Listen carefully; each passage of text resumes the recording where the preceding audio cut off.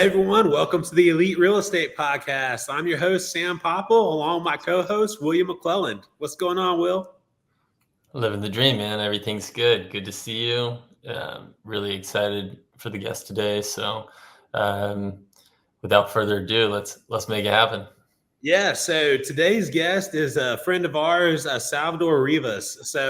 I originally met Sal at a real estate summit, one of Grant Cardone's real estate summits, and then Will and I were at GrowthCon together when I ran into him, and then connected all of us, and we talked, and we knew Salvador would be a great person to bring on this show. For one, he's our first international guest. He is based out of Mexico City. He is an architect in Mexico. He got started on this journey in the UK. He was in the UK for 15 years, and I got certified as an architect there. He came back to Mexico City in 2015. He's been involved in over 30 projects in the past 7 years. And then he's now starting to expand beyond Mexico City. So without further ado, welcome to the show, our friend Salvador Rivas. Hello, Sam. Will, thanks very much for the invitation, and great to be here with you all today at this Elite Real Estate podcast. Thank you. Yeah, man, we're happy. We're just happy to have you on the show, dude. Like I said, you're our first international guest. We know we know as an architect, you have a lot of knowledge to offer, but you also can give it in multiple perspectives because you started off in the UK, came back to Mexico City. I've known you here in America, so I know you've seen everything here. So I know you have a very like wide view of how architecture works. Probably a lot broader than a lot of people that have only ever done it in one country. So super excited to hear how your life as an architect is. Yes, absolutely. So in that sense, I mean, basically, I was born in Mexico, in Western Mexico. Then my childhood was very much focused in moving around. We lived in 7 different cities because my parents were both lawyers working for, let's say, the IRS, the Mexican IRS. So we moved around quite frequently.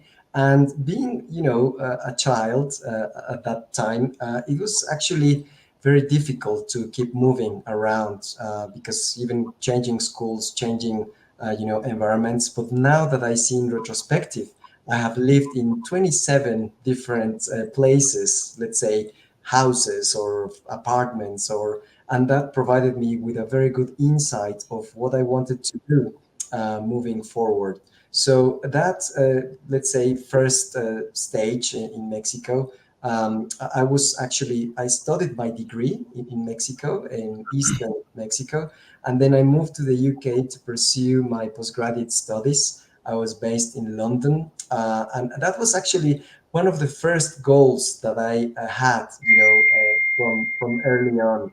I was very inspired to live in Europe and just being able to live and experience firsthand what everything that Europe in its diversity of culture, design, and of course architecture has. I have also to mention that for many years I really wanted to be an airplane pilot, and in a way that perhaps also informed the decision for me to move into architecture, because eventually I wasn't able to become an airplane pilot for different reasons. But somehow I've been working on airport or aviation related projects. So in a way, that's one of the goals in the checklist that I have been able to achieve as well. That's pretty cool. Flying is unique. My dad was a pilot, so. Dude, that's wild. So actually, funny story. My dad went to the Air Force Academy for college, and he wanted to be a pilot, but he couldn't because his vision wasn't good enough. So he actually became an eye doctor. So I thought that was funny. Another person who aspired to be a pilot but took a shift. Yeah, we talk about that frequently on the podcast. That life, always kind of gives you these hurdles and being able to adjust. And a lot of times we talk about real estate on the podcast or business in general, and it's just being able to, make those shifts and those life changes that can end up, critically transitioning the path that you're on for a future that you never expected, which kind of which kind of brings us perfectly into you did undergrad in Mexico, went to the UK. Your parents were equivalent to tax IRS agents. Kind of tell us that experience in the transition when you were doing undergrad in Mexico, and then the experience you had in the UK, which obviously flourished for you staying there for 15 years, and kind of give us a little bit of background getting into the industry and becoming an architect. Sure. In that sense, it's also very interesting because when I told my parents that I wanted to become an architect, they were like, "Why?" You know, especially my father. You know, of course, he loves being a lawyer. They are both, of course, very, very. They were very successful while they were working. They're both retired now, but in a way, he was like, "No, I mean, just do something else. You know, get into finance, get into economy." You know, it was very strange to him to for me to get into architecture. But he gave me a great piece of advice that I'm happy to share with you all. He told me, okay, if that's what you want to do, I would suggest for you to go and talk to three architects. Talk to the one that is perhaps not doing that well, to the one that it's navigating the environment a bit better, and that one that is very successful, that you consider that is very successful. And I did exactly that. At that time, I was one of my, well, not one, my girlfriend, basically, his her parents were architects, so I had the opportunity to talk to them and really see what my father was trying to say. And from then on, once I talked to the one that basically was, in my opinion, very successful, I just decided this is exactly what I want to do. This was back in my hometown of Jalapa at that point. This is in eastern Mexico. And, Enrique Murillo, that's the name of this great architect who inspired me to join the ranks of architecture. A lot of people were saying, it's a profession that it's busy. There are too many architects in the market. I have to say that in Mexico, up to a certain point, is not that much of a regulated market as it is in some, more established economies. And the reason is because there's a lot of production, or let's say a lot of education when it comes to certain professions, like lawyers, doctors, architects, engineers, accountants. There are like the five of them that there are thousands of people doing these activities. So for me, it was meeting this great architect. I started working with him, but then I had my sight on the next step, which was moving to the UK, as you rightly pointed. And I had already the goal to work with an architect called Norman Foster. Norman Foster, nowadays, he's close to 90 years old, but he is considered one of the most successful living architects. And because basically he has been able to combine a lot of the qualities, not only in terms of design, but also communicator, that sensibility as well in terms of what clients really need, and being able to build a company of close to 1,400 people nowadays, more or less, working in countries all over the place. So when I saw one of his books while I was still in college, I was like, this is what I want to do. And the reason why I stayed in the UK is being there doing my master's degree, which was very successful. What I did at the time is that I also noticed and experienced the respect that the society has for architects, which is also something that happens in in the US and other countries, because again, it's more specialized. There's less, let's say, number of professionals offering their services, and that's also something that became very attractive to me at that time. Man, that Wow. you kind of mentioned, since your dad kind of put you in the direction of talking to the right people. I was going to ask you if you had anyone kind of like early in your life that inspired you to follow that path, and so it sounds like his instruction was to talk to some great people. So were those people pretty influential on making you go further into architecture? Yes, absolutely. I mean, really, Enrique Murillo, who passed away a couple of years ago, he was really my first and true mentor. And the thing is that the city where I was based, it's not one of the largest cities in Mexico, but still, he was able to promote a different way of doing architecture. He had an amazing vision to combine culture and tradition, regional or let's say Mexican, with the latest technology and innovation. So, it's where it becomes relevant, that transition between me wanting to be an airplane, pilot, which then moved into wanting to be a car designer. Because again, I think for me, what has always interested me is that aspect of technology, innovation, which is now moving into sustainability as well. Everything that is related to how we can develop better and more energy efficient buildings. So Enrique Murillo, and then my master's professor, Peter Cook, who is also one of the leading architects in the world. He is one of the founding members of Archigram.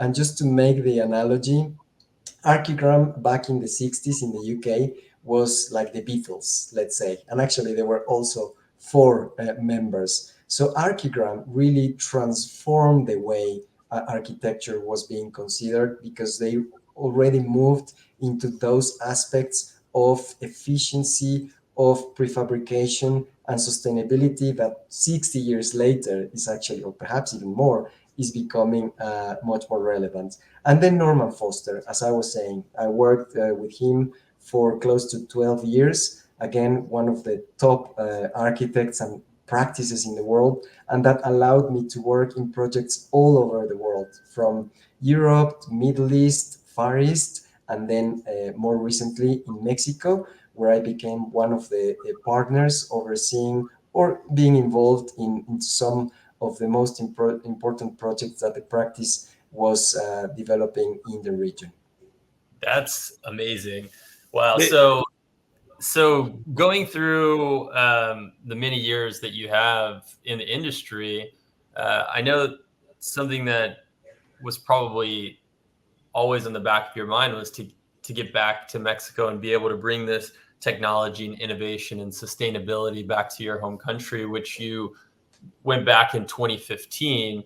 Can you, and as you guys can tell, Sal is um, extremely well educated, and he does not dote on himself at all. But he's done over 30 projects just in Mexico since 2015. You kind of want to tell the listeners a little bit about the projects and the scope of the projects, and maybe one of your favorite projects that you've been able to work on back in Mexico so far? Sure. And the reason, it's very interesting, the question, because, after living 15 years in the UK, becoming a British national, my life was very much there. I moved there Sure. when I was 24. And in essence, I was planning to stay there. I was very happy working for the company, meeting great people from all over the world. I love, everything that has to do with international environment and so on. But basically, the opportunity came to become one of the leading architects for one of the largest projects in the world at the time, back in 2015, which was the Mexico International, the new international airport in Mexico City. Oh, wow. And yes, just three airports in the world had the scale that Mexico City's airport was considered for. And so in a way, I was, let's say, I said invited, I believe, but it's like, okay, you're going to Mexico. It wasn't really in the plans, to be honest, to come Really? back. Yes, because people are asking me why. The weather in the UK, the food in the UK. I mean, what was really going on?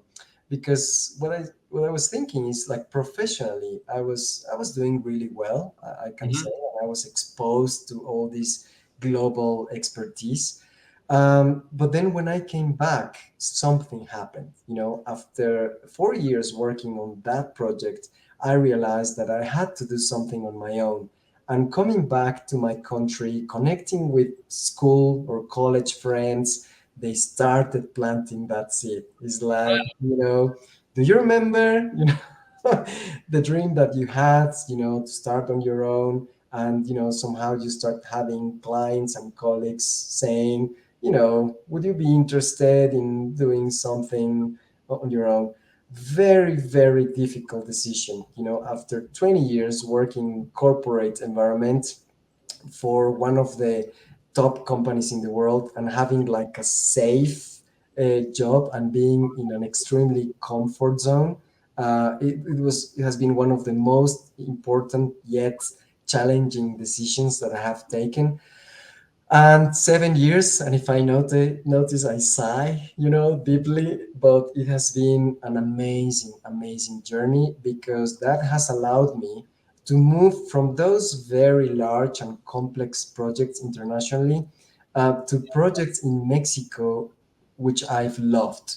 We see here on the screen, some of the projects from the Swedish embassy in Mexico to an airport expansion to one of the largest residential towers back in the day in northern Mexico. So it's difficult to choose. It's like when you have sons and daughters to pick which one is your favorite one. But I would say that the one at the bottom has been really instrumental. It's a project in Monterrey, in Mexico, and that's a project that I started with Foster and Partners back in the day. And now we are the architects who are involved in the development of the new phases. So I think it's quite representative in that transition of international expertise that is now moving into the local expertise and what we're now able to do as local Mexican architects. That's incredible. So you're saying that those pictures in your background, those are some of the projects that you've done? That's right. Yes, in collaboration with, of course, other architects, Right. consultants, team members. But yes, that's part of our portfolio. Cool. No, and I just want to say too, how impressed I was with like some of the mentors you've had. Is like I'm not into architecture at all, but I've heard the name Foster. Like I've have heard of that name. And so it really sounds like you're the whole way you've got into architecture and where you've learned from and who you've learned from is just really giving you like just such a broad knowledge. Like I don't know if I've personally ever met an architect that has as much world architecture knowledge as you that I'm starting to see just through listening to you talk. Yeah, I'll have to double in on that. I think that the listeners, you guys will have to listen to this episode twice just to kind of get the scope of what Sal has done and the level that he was at. And something that we always like to have are these little golden nuggets or these golden points. And something that I wrote down just not too long ago as you're talking was the safety, right? A lot of people are curious on starting their own business, getting started into real estate, doing different things, but they're very comfortable in their W-2 or their job, and they're not ready to release that and to let go. But now you have one of the best architects, which was so nice in the world to hop on the show with us, working for arguably the best firm in the world in a very, for almost 2 decades, in a very safe, comfortable position, being able to coerce and talk to a whole bunch of interesting people and make all of these connections, who decided to go on his own. Can you kind of talk to the listeners a little bit about how impactful that decision, you just touched on it a bit, how impactful that decision was and the joys? I know you said that it's brought a lot of joy back to you, and how it kind of separated you from the position that you were at to now being an owner partner, and just that whole how it's kind of transitioned into a snowball effect, and how anyone that's listening to this podcast right now can do the same thing. They can break out of that 9 to 5, find the passion, be able to become a business owner, and not just talking about doubling, tripling, quadrupling their income, but also building a brand and something that can go on from generation to generation, which I'm sure that you're excited to make something bigger than yourself, which is what you're obviously doing, and bringing back a footprint down in Mexico for your company. Yes, wow. I mean, in terms of the scale of this decision, there have been a series of events in my life, in recent years. I mean, one of them for me was to become a father of my son, David. And that really, for me, again, I was having a very successful career. I was already at the top position in the company, doing all these projects all over the world, traveling, coming back to Mexico. I mean, honestly, in a very different position from when I left. So becoming a father was one of the events, because in a way I wanted to invest more time with my son.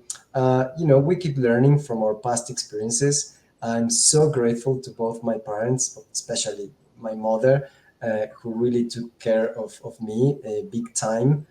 She's been one of the most influential figures in my life. And again, it was all about ethics. It was all about work, dedication, just being true to your values. And in a way, it's a thing you reach to a point. But she was always traveling. She was the only woman among a group of 24 executives. And this was back in the 70s. So she was already a pioneer, innovating in all these different aspects. So those things stay with you and start paving the path, your character. And we had many, many challenges. As I was saying, we were moving constantly. We were, facing all sorts of experiences. But that's basically, in a way, that when I noticed that, okay, now I'm a father, now I have, a very different approach to life, coming back to Mexico, turning 40. I'm not saying that it was like a midlife crisis, but in a way, you get to a point that is like, okay, I'm going to tell you something. That was exactly one of the moments. I was in this 4 hour long meeting, and I was looking outside the window, and I was just, staring outside. I was like, time is passing by, and I'm here in this meeting. And, of course, I'm contributing to one of the greatest projects in the world and so on. But then something happened that we had to repeat the same meeting the following day. So it felt a bit like this movie Groundhog Day, it's just like you're doing the same thing again and again. And I know this sounds a bit cliche for all of us who have been working in the corporate environments. You go to work, you go home, you go to work, and so on. So basically, all these things, started getting combined, and I took a huge leap of faith to start this new company. And it was, of course, exciting. But then, after days were going by, I was like, what have I done? It's just like, this is too difficult. It feels so lonely. You're doing things by yourself. Of course, coming from, imagine the infrastructure of the company I was in, to just you picking up the phone, ordering my own Uber, planning my own flights. And I remember, and I was smiling, to be honest, while I was doing that, because I knew that I had to do it. But, Grant Cardone talks about this all the time, and that's the essence of 10x rule. Is like, we underestimate the amount of effort that is going to require to start a business of any project in life. And that, to me, has been one of the most important learnings when it comes to taking these kind of decisions. And I have to share with you that it was not only once but twice, because 2 years on the way of having my company, I got an offer by one of the largest companies in the US to purchase, to acquire, my company. because they were able to see the sort of projects that we were working on. So I took the opportunity. I again, after being an entrepreneur, I took the opportunity to become an executive at this very important firm. But 2 years later, I realized that my place was on the daily kind of hustling for new opportunities. And Will, you touched base on something that is very important. There was a transition about doing something for myself or doing something for my team or my family, but then doing it beyond, And again, also, Grant talks about this. When you start talking about purpose, about uh, legacy, about contribution, it gets to the point that your work is not yours anymore. Every day, I have to tell you, even today, I wake up and I'm like, man, here we go, let's do this. You have to find, energy, you have to find the motivation, you have to find the persistence. But it gets to a point, I'm a firm believer in God, that you just become an instrument, for something greater than myself. So for me, after being in this company and seeing things from another perspective, coming back to Mexico and saying, well, now it's my turn to give back, to do something for my country and even for the region, because in Latin America, there are great opportunities to do exciting projects all over the place. Dude, I love that. One of the nuggets that I picked up there was definitely what you said. I think the full Grant Cardone quote is something along the lines of that we greatly underestimate we greatly overestimate what can do in a year, but we greatly underestimate what we can do in 10. And I just love hearing you give praise to God and and realizing that you're part of a bigger picture, and because I do think that's where people can find a lot of self inspiration and self motivation to keep up and keep going when you're part of a larger purpose than just yourself. So I think that's really cool that you acknowledge and recognize that you're part of the bigger picture. Thanks, Sam. Thanks. And the thing is that we tend to forget that, in terms of education. I've been already also a professor in architecture just for a couple of years, which is something that I absolutely loved. You'd Uh, be, you'd be great. Yeah, you'd be a great professor at that. Yeah. yes, yeah. I take a class, that's for sure. Yeah, you can just tell that Sal just has such a caring personality that you can tell he want all of his people to succeed. So yeah, no, I can definitely see you as a professor. Thank you. No, it's one of those things, one now I'm 48, and what I can tell is that there are all these different things that I've done in life that, one of my biggest fears at some point was like when I turned 65 and I go through the, checklist and it's like, I haven't done this, I haven't done that. And in a way, I've taken many calculated risks, if I could say. But being where I am today is, of course, thanks to the support of my family, my friends, and also my not so good friends. As Grant says, you have to love your haters because, of course, every time you start moving into a certain direction and taking a certain level of uh, action, it's just amazing how people start reacting, and sometimes not in a very positive way. But again, this has all been part of an amazing journey. I have to say that besides becoming, a business person in the past 6 years, it has been the access to personal development. Is something that, to be honest, I hadn't done before. And now working with some great coaches and mentors like Tony Robbins, Grant Cardone, Brandon Dawson, John C. Maxwell, Natalie Dawson. The list is endless because we have access to them even through a book. It's as simple as reading a book, listening to an audiobook, and there is so much wealth of knowledge, especially during the pandemic. that detonated the whole era for us of having access to information the way we're doing it now. And again, I recognize the initiative you both, Sam and Will, are taking in creating a podcast that is so important, because when I go and move around the real estate sector, of course, there is, of course, a wealth of knowledge when it comes to the technical, financial aspects, but there is perhaps an element missing when it comes like, okay, great, but how do you do that? How do you get to being the best broker, the best developer, the best builder? And real estate is perhaps one of the most noble industries in the world, and it's great to be able to take part of this great initiative.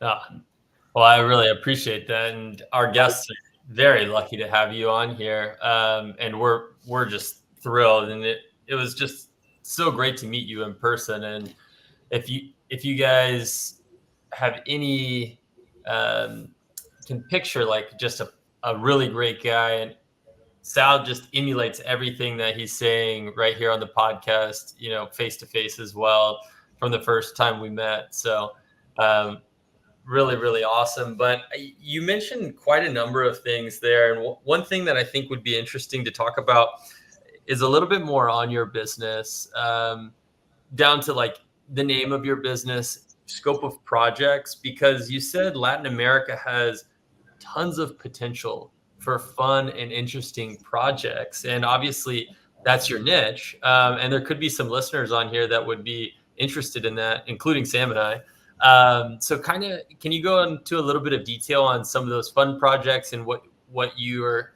saying that has, major upside potential, and parts of Mexico that you're looking into right now, maybe outside of Mexico City? I know it's just a huge metropolitan. I was third or fourth in the world, largest, right? And then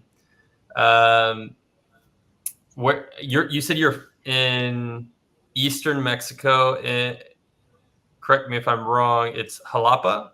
That's right. Yes, that's where the jalapeno term comes from. The Oh, jalapeno. really? Okay. So I love it. technically, I'm a jalapeno. Oh, that's awesome. That's really funny. That's cool. Yes. So I know you said Monterey, and I'm looking in that in the picture in my bottom right hand corner, which is like a beautiful mountainous city, and it's only 3 hours from the Texas border, right? That's correct. Yeah. Yes. So how frequently are you in Monterey, or you're doing most things in Jalapa? Yes. So, in general terms, I mean, just to go back to your questions, I mean, our company is SARC. That stands for Salvador Rivas Architects. It's just Perfect. I love one of those it. things that you're like, okay, how am I going to name my company? But anyway, that's part of a larger conversation. In terms of projects that we're working on, we've been very I was going to say lucky, but again, they say that luck is something that you build upon. After working on that huge project in the Mexico City airport, in a way, I wanted to go back to basics, and my dream was to do houses, just family homes, being with a client, just drinking some coffee or maybe drinking a bit of tequila, if it was a bit later on. But just connecting again to the basics of what the role of the architect is. I think, and I was listening this back in the UK, the role of the architect has been in crisis for the past 20 to 25 years, because we're not quite finding our way. It's a profession that we can be working on different things at the same time, but also other professions have taken from the roles that we were previously doing, like project management, quantity surveying. And again, I'm not saying this. It's something that even the RIBA and even the AIA at some point have pointed out. But in terms of the projects, our first project, ironically, I wanted to do a house, and our first project was a 15-story multifamily residential project. Wow. That's one of the things. And again, I have to say, only in Mexico or only in Latin America, because I was very conscious that doing that back in the UK would have taken me many years, just because of the way it is, because of the regulations. And again, don't get me wrong. I'm not saying that Mexico is, just doing things in a very different way, but there are more opportunities. And the way you were asking as well, when it comes to other places in Latin America, I've been invited now to give conferences and speaking at events in Guatemala, Panama, Colombia, Chile, and so on. And I had never been there because, again, my sites were all, towards Europe, Asia, the US. And I realized that the amazing potential, there's already great architecture, great urbanism taking place there. But for many reasons, each country has had, its challenges, being political situation, being conflicts, being economy, and now there is a huge renaissance, if I would call it like that, of the potential of these great projects in many different aspects. I can speak for Mexico in terms of what are the sectors that are creating the most impact at the moment. And it's, yes, multifamily residential, although at the moment there is a bit of saturation, let's say. Even ironically, there is a lot of demands because this is globally, the supply of housing is never enough. And this is happening in every single place in the planet. um, but then industrial is quite important because we're experiencing this near-shoring effect, if you've heard about it, but it's basically the relocation of industrial activity from other places to Mexico. Then hospitality, everything related to hotels, resorts, and I would add senior living, which is Yeah. a huge one. I've been, considering this for quite some time. People were not listening that much because they were saying that that's something that would work or has worked very well in other economies, but not in ours. Now that's changing. So those are there are huge opportunities for senior living projects in Mexico and the region. Um, so I hope I covered most of the questions, but there was one missing. Sorry, in terms of Monterrey. Yes, Monterrey is one of our main markets at the moment. We have some important projects over there. Is that because it's a large industrial city? It's the second largest city in Mexico, and yes, it's quite industrial, quite wealthy. And Jalapa has been my hometown. Unfortunately, I haven't done a project there yet. Yeah. Hopefully, at some point soon. But You have to, yes, you'll have to build the jalapeno tower. what's that? Sorry. You'll have to build the jalapeno tower. Yes, that Yeah. was That's fantastic. digital too, right? And then Sam and I are in on that project. So Yeah. I was curious just because of your background and the places you've learned and then come back. Is it just because I do assume that Europe probably has the strictest of building codes just because of all the history and things there. So was it a lot easier coming back to Mexico to do architecture there in retrospect to doing it in Europe, or what was that transition as far Oh, as wow. which Guys, one do you like better like now? Guys, you're good. You're good. I mean, these are all the great questions that at some point I was asking myself. And to be completely honest with you, I mean, the goal was back in the day to develop my career back in the UK. I thought, and this was, of course, before everything I know now, that it was going to be too competitive, which is true. Every architect that wants to do something at some point heads to London or Paris or those large cities. So yes, I thought that it was going to be, and I'm going to use the word impossible. I told myself that it was going to be impossible to start my own practice back in the UK. So when I had the opportunity to come back to Mexico, uh, I wouldn't say that it was still not easy. And I'm going to be completely honest. Even if I'm Mexican, even if I'm an architect, I've experienced, I had to start from scratch because, as Will rightly pointed out, Mexico City is a city of 23 million people nowadays. So Wow. you're just, You're like, Incredible. so To put that in perspective, it's about 4 times the size of Manhattan, right? Well, yes, and to be honest, and to point out, that's the metropolitan area. Sure. Mexico Within the City, entire valley, yeah. So, Mexico City as such is around 9 million, I believe. okay. But yes, it's a huge place.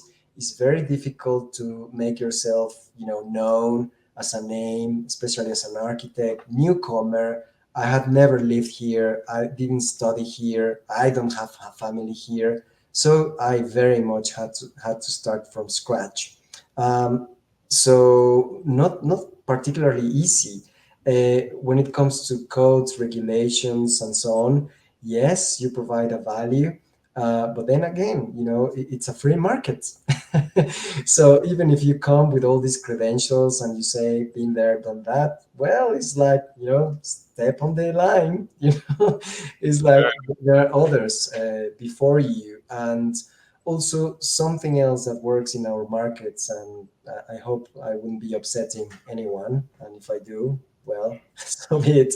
No, it's just the fact that it works a lot with relationships, which is great, fair Sure. enough, but it's not always the case based on qualifications, which is again something that in the US and in the UK works much better because again you are following a series of regulations and codes that you have to do. But again, don't get me wrong, architecture, the profession, real estate in Mexico is very stable, very robust. The codes, regulation, everything, most of the times is followed.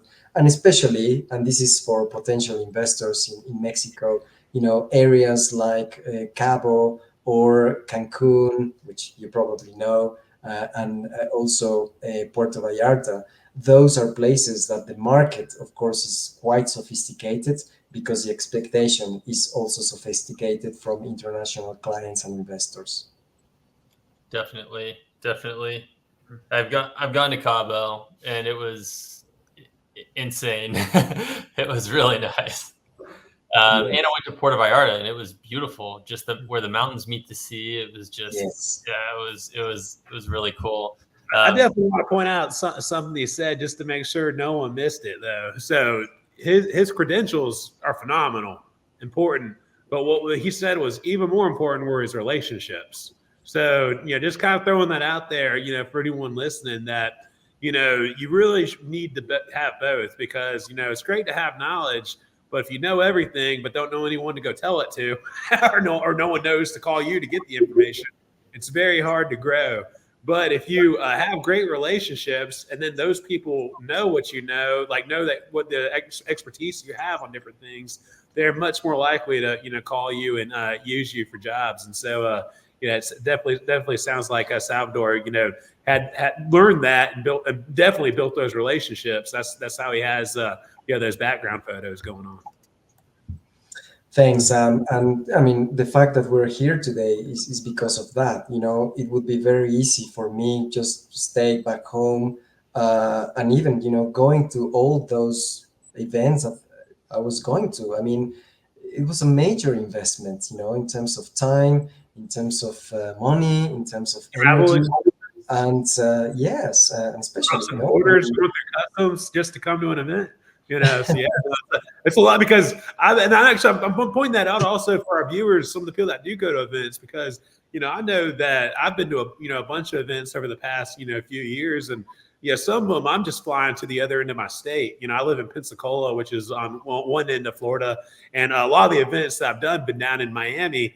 And so I'm only traveling, a short plane ride. So it's really cool to see the investment Salvador's made to come to some of the events, here in the States and be in some of those mentorships because, I know from myself, I know the investment I made, and I know his investment had to be greater just because of the time and travel difference he had Yeah. to do. Not to mention the headache of crossing through customs and all the, that's an extra long trip in the airport, to come to an event. So, but it definitely shows in everything you've done, and and how you carry yourself. I mean, you definitely are knowledgeable in your field. Thanks, Sam. And again, I think that the message for our audience is very much, we all want things one way or another, mostly. But again, is what do we need to do, to get there? And I think that's basically when it comes to difference, especially in real estate. It's such a competitive sector. It's sophisticated. There is a lot of work to be done in every aspect of the, let's say, cycle of real estate development. And again, I think or the important thing is just again to realize and to set the target. As we've been told many times, is what is the target? What are you looking to achieve? Either working for a company, working as a consultant, as a broker, or just working by yourself and starting a company. So again, it is just the amount of energy and dedication that we have to set to, well, move forward. And you were talking about relationships, and again, is we met, but rather than we met, we kept in contact. I'm here with you today, which I'm very grateful for, and you're more than welcome to come and visit me and us in Mexico. But Don't that's don't also, don't tempt us with a good time. Will and I are going to book a trip. Yeah. Yeah, yeah, definitely. but that's also part of the thing. It's not just about meeting someone. It's a follow-up, and I feel very proud when I say, now I have friends all over the world, and it's thanks to all these great opportunities, and that we can do these collaborations. So but it's setting the intention, just Sure. like, let's do Well, it, and you're let's kind go. of you prompted me on setting the target and intention. So what's the next 12 months? What's the next 12 months look like? What's that target? Oh man. Yes, it's fairly ambitious, to be honest. I realized that in these 26 years as an architect, I have achieved a lot of the goals that I set myself, even without writing them. Now, I mean, as of 1 year ago, believe me, before I wasn't writing my goals, now I do. And it's kind of happening, because at some point it's like, if I do certain amount of money, if I get certain number of projects, I'll be doing well. And somehow now the targets are much more ambitious, in that sense. So for the 1 year, it's basically, at the moment we're working with a business consultancy. Well, actually, it's a 10x 360.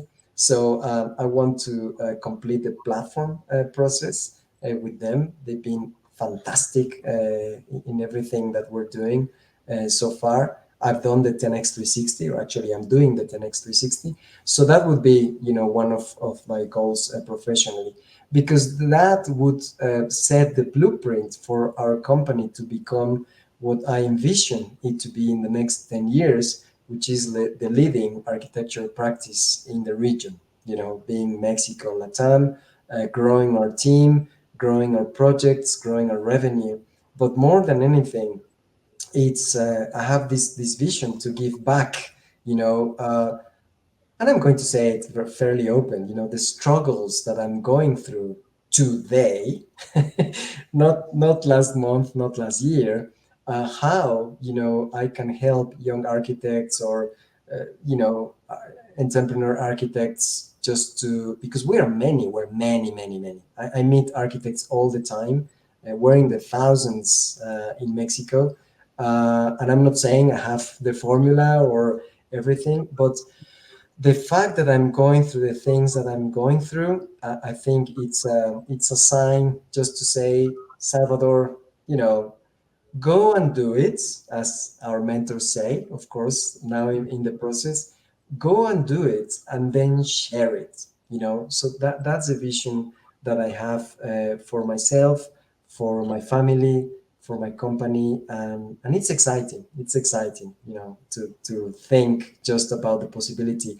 And I have to confess, when I left the other company, I was like, gosh, when am I going to be able to travel again and do all these things? 7 years later, I am getting invited to go to all these places in Latin America. So not only in Mexico. So the dream is becoming true. I That's have to say, but there is a lot of work behind every day. Yeah, I know you're definitely kind of glassing over it because of the late nights, the long hours, the travels, just like what we were touching on there. Um, I already know just from meeting you and in our talk here today that you're going to make that. And with I think 10 years is long. I think you're going to be the leading architecture in the region in the next 3 to 5. Yeah, I already know the ambition and everything. So um, something I think that was really great that you touched on. You said you were achieving many of the goals and dreams in your life, but you never necessarily um, wrote them down in the past. What do you think or how would you explain to our listeners the power of goal setting and how you've seen it expedite X, Y, and Z within your business, within yourself, and things like that?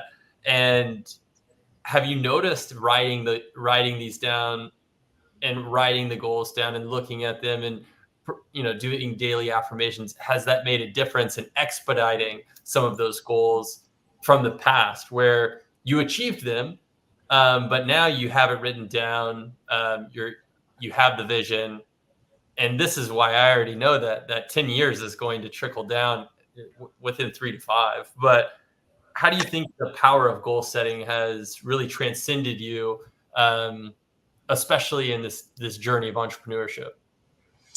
Yes, I think again it may sound so cliche, but I mean the power of the minds, of the human minds and the human hearts, I would say, it's just unbelievable.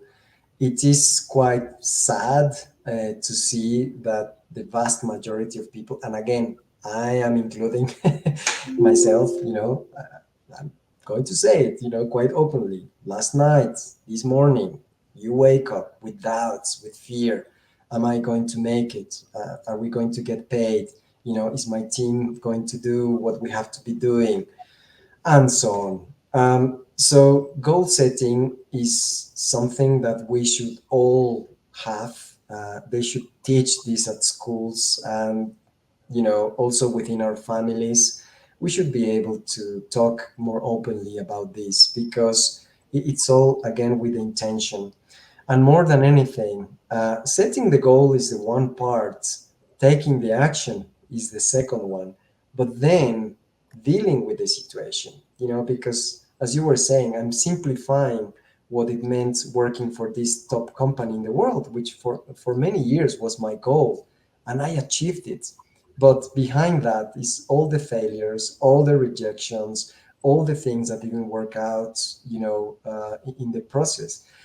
And now that I'm responsible as an entrepreneur for my own company, my own team, it's also a different scale. So the fact that I'm writing my goals is helping me to, you know, navigate and go through all these challenges on a daily basis. Without that, it would be much more difficult, and things would remain in my head and in our heads. So just the act of writing, to do it manually, pen and paper, and some of them are taking place. I get a bit desperate and impatient, I have to say. But someone told me the other day is the fact that you are not seeing the progress that you are aiming for doesn't mean that you're not making progress. And Totally. because my goals now are truly 10x. I'm talking about things that I was not even able to imagine before. So of course, it's going to take longer. Of course, it's going to be much more daunting. Of course, the fear is going to be greater because, man, I mean, you haven't been there, you haven't done that, and there is the one thing about reading the books, going to the conferences, and then doing it yourself. I think that's where the real wealth in life is. You know, just keep going. You know, as they say, winners don't quit and quitters don't win. It's so true, because you just have to keep standing up every day, going for it, not letting the environment get on you, and that's life, basically. No, I love it. I love it. I had a mentor of mine kind of sum up a lot of those things that you just mentioned, and it really hit home to me just talking about perseverance. And that's exactly what you're saying. You have power of goal setting, taking action. But then once you do both of those things, if you're not consistent with it and you're not persevering, or something that we talked a bit earlier in this conversation specifically, being able to adapt and shift to the good and the bad, well, those outcomes might not be as achievable as what the goals were, or as easily achievable, I should say, not to be pessimistic. But um, man, I'm just so inspired by you, and I'm really excited to ask this next question. But what is the lifetime goal or the end game look like um, for you? Oh wow! When I was in college, I went through a bit of a brief anxiety spell kind of thing, because I was just taking on too much school, my family, even at a young age. And one of my colleagues, and I will never forget this, is when they say things happen for a reason. One of my colleagues came and he was like, I'm going to ask you to write down your obituary. I'm like, what? I'm like 21. Why would I be able to do that? And to be honest, I don't remember what I wrote. I took the exercise and the challenge and I did it. um, the end goal keep going is keep going. I think the goals are also moving, which is great. I have experienced also, I have to say, that it got to a point when I was 40 that I was like, okay, I have everything I wanted. What's next? And that, in a way, led to a period of confusion, I would call it crisis as it happens. But again, we have to keep asking ourselves these questions, what have I done, where I am now, where I'm going next. And, if you ask me what's the end goal, is legacy. I know that this may sound a bit too much, but it's just we're here, each of us, even if we don't believe that, if we don't think that, each of us are in this life and world to do something. And again, we don't realize that we have the potential to do that. So I also have to say that in the past 4 years, I have experienced some of the biggest challenges in my life. And that has made me grow. And again, I mentioned my son before. Uh, and again, I want to give him and leave him a legacy. And as I said, to other architects, to my country. And just, they say this to be remembered as someone that did something uh, else. No, I would say extraordinary, but someone, rather than the architects, because if we've noticed, we've been talking in this time. Yes, I love architecture. Yes, things are happening, but for me, the next steps and the ultimate goal is, what can I do with my profession, with my knowledge, with my experience to leave a mark in our world. So that would be it. I love it. I love it. No, I think you That's touched. not too big to us because we're all about big picture. So I love a legacy building story. I mean, yeah, I mean I think that's very important. Did you were you want to say something else for that, Will? I didn't want to cut you off. Oh, no, no worries. I was just saying that I had a feeling, just we touched on legacy a little bit earlier here, understanding, and then something that I really, really loved that you talked about in the former part of the conversation was building and being able to coach and help young architects that are coming in, because I already can see it. The 3, 5, 10-year plan, you're going to build this foundation of new architects, and you're going to have the eastern side of Mexico bustling with brand new innovation and technology and sustainability, which you had mentioned earlier. And I'm really excited to track it, and just so thrilled that we've had you on today, and excited how the legacy will continue to grow. So Definitely. Thanks. So it's time for one of my favorite questions, and this is to really help our listeners to help elevate their lives. So, what is your favorite book or top three favorite books that you've read that helps you get where you are today? I know you mentioned some John Maxwell, but I don't want to force you into one of his books. But yeah, what's one of your favorite books or the three favorites that helped you get to where you are today?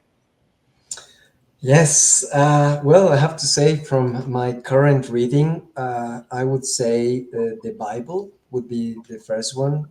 And again, I consider myself quite a spiritual person.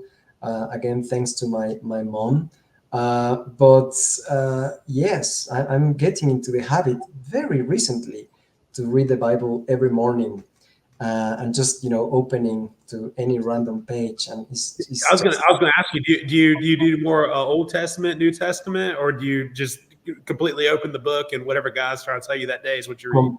completely open, and it's just amazing, amazing, amazing. That's first thing in the morning, and there is of course such a wealth of knowledge in there. Actually, John Maxwell has a beautiful book. I think it's the 21 Rules of Success, but applied to the Bible. So basically he goes through different characters from Bible's history, and he applies lessons in leadership. So that's a great one. Second one that I'm revisiting, and this is in the number of times that I've read a book or gone through that, and for me is Be Obsessed or Be Average. Uh, and it's between 10x and Be Obsessed or Be Average, but Be Obsessed or Be Average, actually Grant says that is a continuation of the 10x rule, and it's a great book because what I like very much about what Grant and team have done is basically being able to really give access to a truly 360 integrated life. I was very successful at some point professionally, but my health and perhaps my relationships were not, or my spirituality, or my family. So I was looking for that, and even the people that I was looking to, I wouldn't say mentors, but just people that are my role models. They were also going through the same, very successful professionally, but in some other areas not really doing well. So Be Obsessed or Be Average has a very comprehensive picture of everything: mindset, relationships, business, sales, of course, and else. And the third book that I'm going through nowadays again is Think and Grow Rich. Again, it's 1937, I believe, and it's so current because again, it mentions a lot of the things that we've been talking about today in terms of the power of the mindset, intention, perseverance, relationships, education, So yeah, those are my top three books at the moment. I have to say, in the past 4 years, thanks to the pandemic and thanks to all the challenges I've been going through, I've gone through close to 200 books. I was counting them the other That's day. amazing. That is Well, so impressive. mainly audiobooks, I have to confess. But that, and I love reading, but because I was so much into my profession, architecture, traveling long hours, I didn't give myself that opportunity. So now, while I'm walking, driving, um, doing the dishes and stuff, I'm listening to new material. That Yeah, I that's love. Yeah, no, those were all really great books. All of them, actually, all those are favorites of mine as well. I definitely, I would actually say the 10x rule for me was a little bit more than Be Obsessed, Be Average. I always tell people that was probably one of the top five most impactful books of my life, along with Think and Grow Rich, because Think and Grow Rich is really a very good introduction book to the law of attraction and Oh yeah, learning Napoleon how Hill. that works. Mhm. Napoleon Hill was way ahead of his time. Insane. Way ahead. Yeah. Yeah. Go ahead, Sam. Sorry about that. I Oh no, was no, just. no. Hey, I fully agree. I'm a huge Napoleon Hill fan. Oh, Yes, all of his writings are great. I mean, and then like I said, the Be Obsessed, Be Average, 10x Rule, both great books. Obviously, the Bible is the best selling book of all time, so we know that is a great book. So no, I definitely agree with your choices. Thank you. and this is always my favorite question: is what's some advice that you would give to someone starting today if they wanted to do what you do? I know Well, this one's always tough, but Maybe we should even add in. What would you tell your son if he wanted to follow in your footsteps? yeah, oh yeah. wow, I Yeah, that's to really put think a whole other level of care in there. Yeah. totally. But you had mentioned earlier, like I think I've written 7 or 8 pages of notes so far. And we probably could do a whole nother one because I'm sure a big question is people are wondering what we're going to ask. Where do we invest in Mexico? How do we get involved with what you're doing? And that could be a whole nother episode. But you had mentioned that there's so much free education and things that are out there that you can listen to, but it doesn't really give you the how to. The how to get started. It's all of, it might be specifically based on the finance or the numbers or whatever it is. And now you have these gurus that are mega successful, but the actual how to broken down. So, what advice would you give someone to get started? Yes, I think it's just really take the time. I always get quite impressed and admire people who know what they want to do in life. Let's say the basketball player, the painter, the musician. Actually, that wasn't my case. For 20 years, I just wanted to do something else. So, in a way, is trying to identify what is that what you want to do in life. I know that this is challenging because otherwise we would all be doing that. It took me 40 years to get to my purpose, I have to admit. But yes, I mean, it's just stay hungry. It's just like remain curious, ask questions, meet people, go out there, travel. Just don't limit yourself. And especially to my son, what I would tell is just remain true to yourself, with your values, with the things that you know. I was going to say don't listen to people, but in a way, listen to them, but then remain true to yourself. It's experience fears, yes. Even sometimes we have to say, I've heard the term of like we have to overcome and face and deal with our fears, which is something that is not even in our human nature. It's like I heard the term from Tony Robbins. Is like you have to dance with the fear. It's just like you have to move with it because fear is actually fuel, for everything that you're doing. So uh, I would like to get into a more concise advice, but in essence, that would be it. Just go for it. Just don't let others, including yourself, to limit your full potential. And you just have to go for it. Life is short, sounds cliche as well. Uh, and time, when you realize, it's like, gosh, we think, oh, I'm going to do it next year. I'm going to do it next. The time will come. I'm not ready. And I'm saying this to myself right now. I'm giving this advice to myself because in essence, life is such a great opportunity, um, and we have to embrace it. We have to go for it big time. I love it. I love it. Go for it. Find what you like. Ask questions. Be curious. Remain true to yourself. Travel. Experience life. There was so much in there. I was jotting things down. That was incredible. I thoroughly enjoyed this time, and I would love to have you back because I know people are like, well, how do we get involved? What are we going to do? So uh, this was just so much fun. Thank you, Sam, for lining this up, and Sal, thank you for the time. This was awesome. My pleasure. Thank you so So much. if someone was wanting to get in touch with you or invest in one of your projects, what's the best way to get in touch with you? Sure. Yeah, actually, in our social media, it's Salvador Rivas Architects, basically with my name. That's basically, it will take you to LinkedIn, X, Instagram, Facebook. And also our website is srivasarchitects.com. So basically, that would be the best way to get in touch with us. We're always open to new opportunities. Will, you mentioned, investment opportunities in Mexico.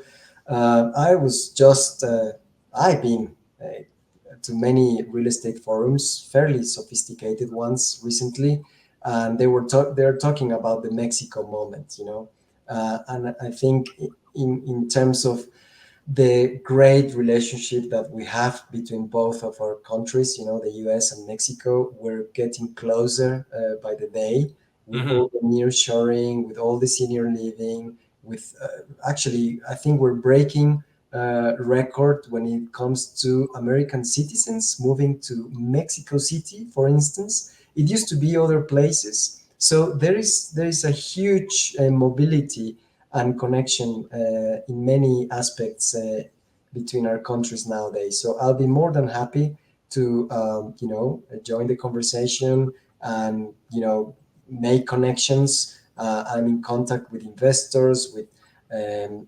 consultants, with contractors who are very much willing to raise the standard, because for us that's also something very important in terms of what we do. As chartered architects or certified architects by the RIBA, which is the equivalent to the AIA in the States, we're able to provide services of international standards in Mexico. So we're also very diligent and careful in terms of which recommendations we make, which people we work with, and of course we can build a great network in terms of this, let's say, international collaboration. Ah, that's amazing. And to your point, I actually have two and soon to be three colleagues that work fully remotely on my team that have moved to Mexico City. Yes. Uh, Oh, wow.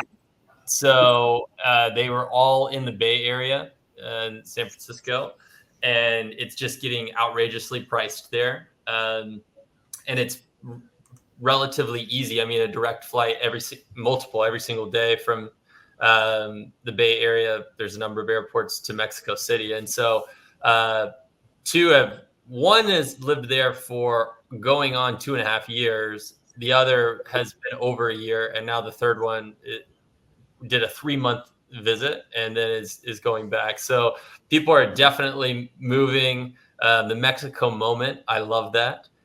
Definitely interested to continue the conversation there, because this has been a blast, and I love I love Mexico, and I love what you're doing, bringing innovation and sustainability. So I can't wait to see you. And Sam and I are going to have to plan a trip and come do a project with you. That's the best thing that we've gotten out of this podcast, is being able to make more intimate connections with people that we have some sort of touch point with. But relaying, I know we keep going back and forth in the conversation, but so many great points is that it's not just the initial conversation, but it's those additional touch points. And I think people sometimes get lost in the networking, going to all these events, doing all of these things and saying, well, I did this, and this. But if you're not then doing the next step, taking action, well, it was great that you did it and you probably got some good education, but the networking only goes as far as you can make it. So Sam, after all of that, where do I find you at? Yeah, first, before I tell you that, I actually want to kind of just also add in to what you were saying, that just the importance of of networking and stuff, and that it's very important when you're in some of these networking situations to not be a transactional networker. Totally. Where you're looking like, oh, what can this guy do? Oh, nothing. All right, next person. Sure. Because like I said, when I met Salvador, I'm not needing anything designed immediately or anything like that, but I just thought he was a really cool guy, and I could tell by his charisma and how he carried himself that like he was definitely someone that I wanted to connect to on the friend level, whether we ever do business together or not.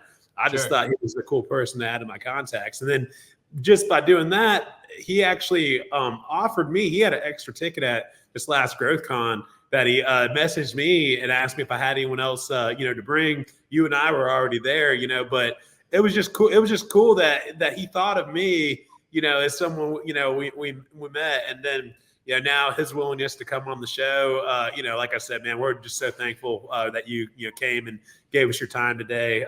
So I want to thank you again for coming on. As far as where to find me, though, you can go to my Instagram at Sam_FloridaMan.